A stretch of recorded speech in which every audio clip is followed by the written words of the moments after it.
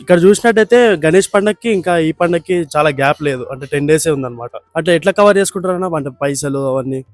పైసలు అంటే ఇక ఏంటంటే ఎవరి మీద అంత ఎక్కువ పడకుండా నార్మల్గా మన బడ్జెట్ ఏందో చూసుకొని దాని తగ్గట్టు చేసుకుంటాము. ఏంటంటే గల్లీలో చందా తీసుకుంటాము, మనకు తెలిసిన వాళ్ళ దగ్గర పైసలు తీసుకొని దాంతో మనం అంటే పర్టికులర్ గా ఎవరైనా స్పాన్సర్స్ ఉన్నారా? స్పాన్సర్స్ అంటే ఏం లేదు అట్లా. ఇక మా డాడీ వాళ్ళు ఉన్నారు, వాళ్ళు ఏదైనా మనకు చూసుకుంటారు. ఇట్లా అన్నదానం మనం పైన పడ్డదని అంటే వాళ్ళు గ్యాదర్ చేసుకొని వాళ్ళు పెడతారు ప్రతిసారి మనకి. ఇప్పుడున్న యూత్ కి భవానీ మాల ఎందుకు వేసుకుంటారో తెలియదు.